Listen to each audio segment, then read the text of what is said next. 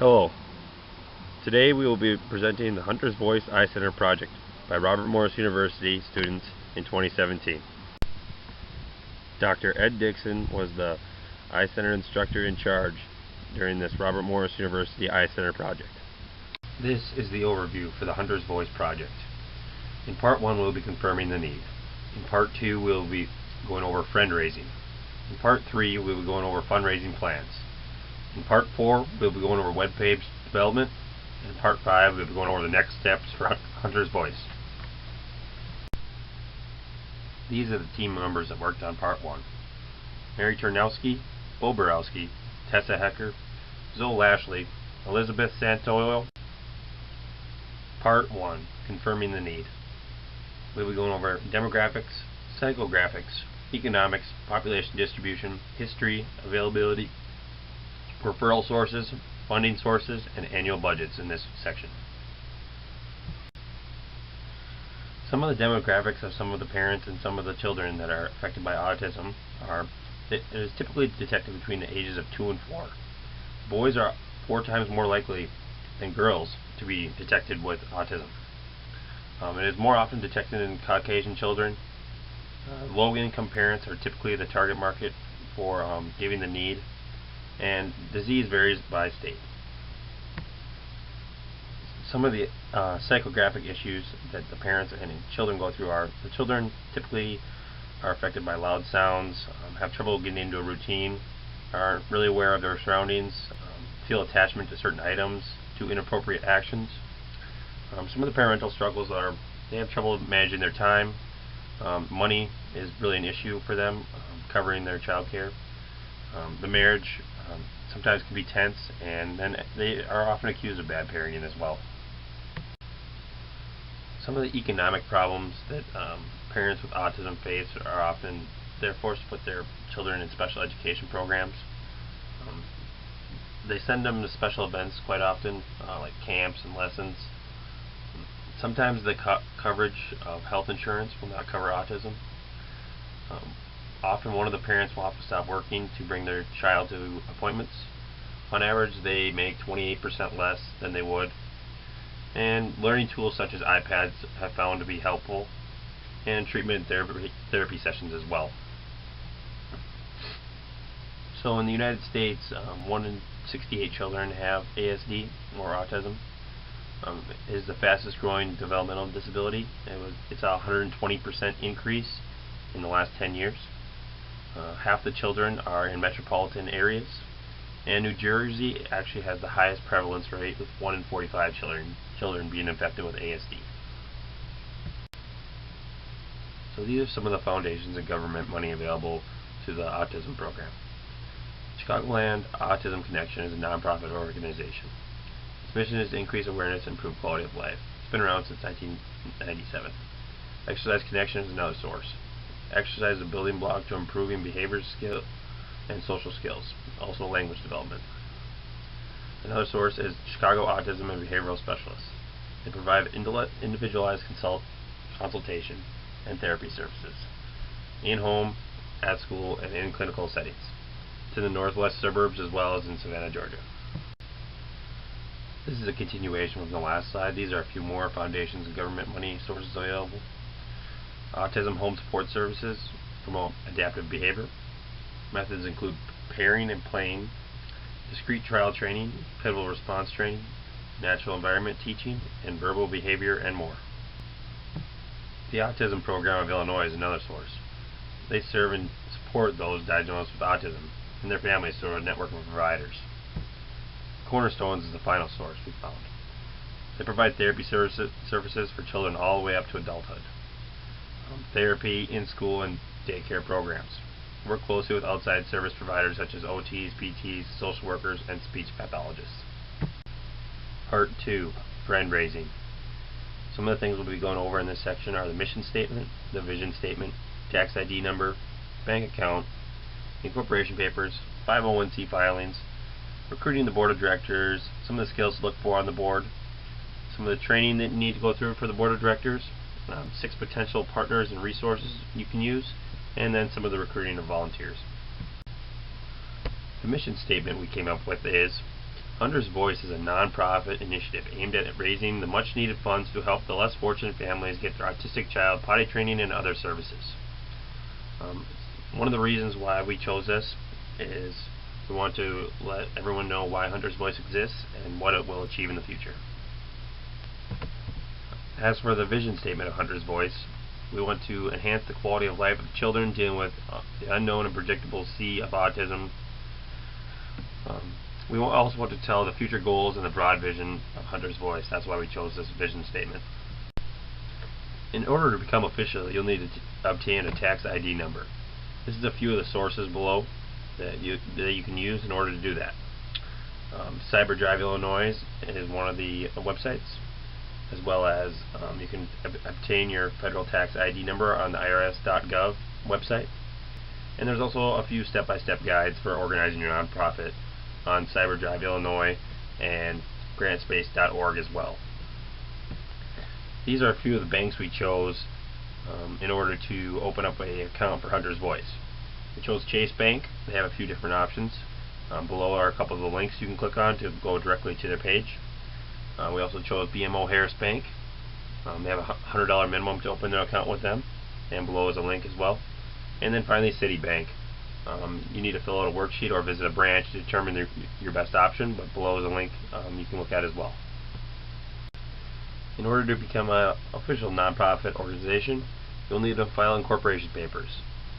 Within the site CyberDrive Illinois, there's a booklet that you can look at. They'll give you step-by-step instructions on how to fill out the articles of incorporation and some of the fees that are associated. You also have to make a 501c filing. You can apply online for it at the irs.gov website, and there's also a step-by-step guide to do this at grantspace.org. So these are some of the things you want to look for when you're recruiting the board of directors for Hunter's Voice. Volunteers such as parents or people who are just interested in autism in general. You want to distribute tasks among the members. You want to look for different races, religions, different regions of the United States, different socioeconomic backgrounds, males and females, as well as a variety of ages. You want to acknowledge your members' support, send them emails, prepare written tasks, guidelines, and goals for each meeting. Make sure they're well focused, and develop 3 main leaders who can rotate in case somebody can't make it. So some of the skills you want to look for: time management and efficiency. They have a passion for autism and some experience in the field possibly. Some of the training you want to do: you want to look at performance assessments. You want to have people who have financial knowledge. You want to be able to pick people who are able to communicate well and have good teamwork, and are able to come up with actual important work for the program. Below are some of the potential partners and resources you can use. Hand Over Hand, Cornerstones, the Autism Program of Illinois, Autism Home Support Services, Chicago Autism and Behavioral Specialists, Exercise Connection, and Chicagoland Autism Connection. Some of the recruiting you can do for volunteers here are a couple of the websites: volunteermatch.org and communities.autismspeaks.org is another source as well.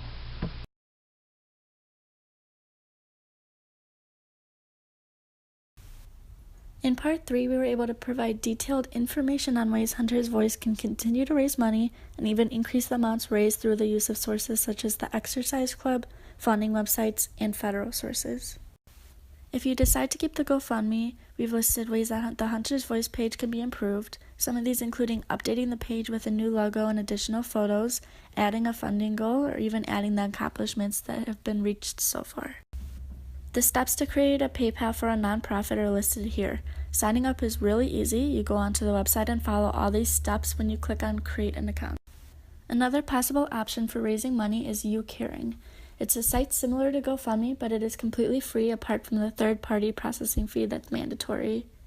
There are 6 federal sources of funding: Catalog of Federal Domestic Assistance, which would be grants, loans, and benefit programs; U.S. General Services Administration, consisting of constant grant updates and funding notices; Grant Watch for resources and applications for grants; Urban, which consists of government contracts and private donors; Assistant Funds, which are independent charities, and there's also just the funding information that can be provided. We have also provided you with foundation sources of funding. Some of these include The Balance, which gives expert advice and provides how-to guides, Pratt Library, which is an expert for funding resources, and Foundation Center, which is the world's leading source of information on philanthropy and other grant programs. These are some other sources of funding that have been researched and may be considered. There's the Helping Hand program, which offers awards in exchange for assistance. There's also Singing for Change, which also offers awards while working to address the cause of social problems. And lastly, there is Family First National Autism Association, which gives out grants for children's treatments. We've provided you with 6 sources to assist you in the process of writing a grant. There's the EPA writing tool for grants through Purdue University. There's the grant proposal writing tips, which will provide you with the process guidelines also. There are nonprofit guidelines, which gives examples of different proposals and additional tips. Here are some different sources that should be used to help in the process of raising more money. These include social media, fundraisers, the Help Freely Foundation, which will help spread the word about your organization, and also contacting your local news to get the word out. All of these sources and tips provided in Part 3 will provide you with a much better fundraising experience for your organization. Part 4 team members include Tiana, Emma, Paige, Elizabeth, Lauren, and Zoe. Part 4 webpage development will cover necessary information in order to host a successful website for Hunter's Voice. Hosting a website will help spread the word of the organization to provide information about Hunter's Voice. It is important to know how to run a successful website in order to provide a user-friendly, compatible service through research, design, hosting, promotion, and collaboration with social media pages. A variety of resources are listed below with information on autism awareness, programs, services, and outreach activities. If there is a situation that calls for some thought, consideration, and research, choosing a web hosting provider it is. Wix, Weebly, and Website Builders are all free website building platforms and minimize complex tech processes. A website has been designed for Hunter's Voice using Wix.com. The following sections have been added: Home, About Hunter, Goals, Events, Volunteer, Donate, and Contact page. The link below will give a brief layout of what has been put together so far and a user-friendly guide on how to use the website. Here is an example of the current website layout designed for Hunter's Voice.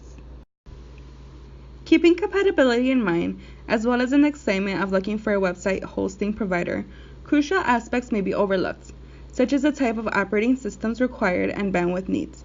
Security is also an essential concern. Choosing a web hosting provider without learning about its available security features is a big mistake. Security features such as firewalls, daily backups, and user authentication should all be included. A list of domain name and hosting registrars are provided.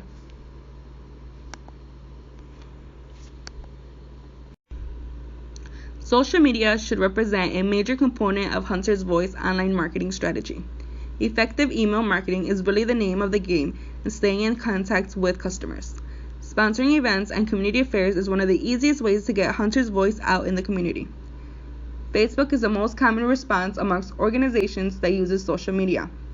It provides constant updated information, group chat features, and a great way to promote events.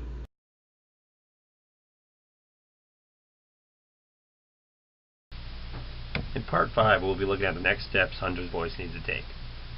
We'll be coming up with a business plan, fundraising plans / events, promotion plans, volunteer plans, marketing plans, service plans, and some of the performance metrics you need to be looking at.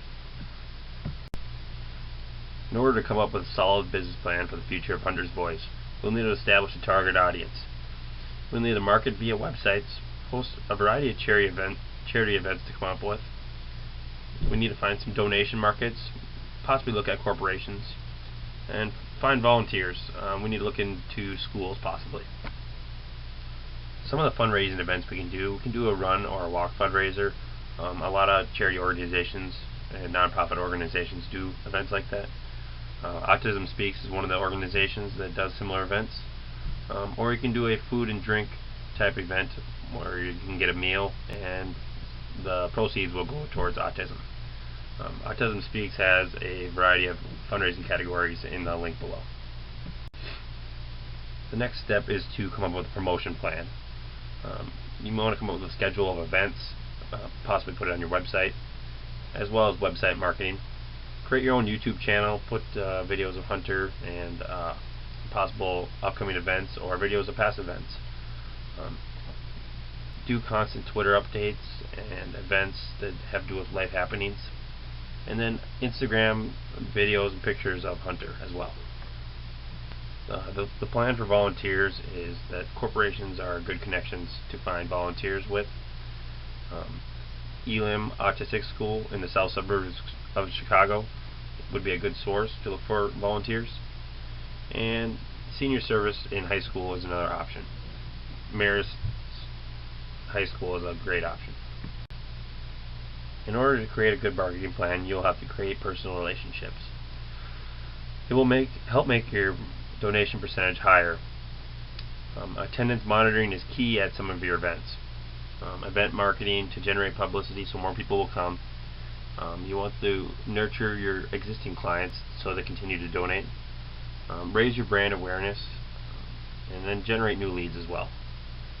The service plan for Hunter's Voice is to raise money for autistic potty training initially. Eventually you want to grow to cover other services not covered by insurance as well. And then you want to calculate the average health insurance deductible. To see how Hunter's Voice is performing, you'll have to create goals that are measurable but challenging. Make a goal at the beginning of the month. Make sure to involve your board of directors once you get one as well. An example would be to have $2,500 in donations and 20 volunteers, and then to grow the next month. Maybe double the donations and more than double the amount of volunteers that you have involved.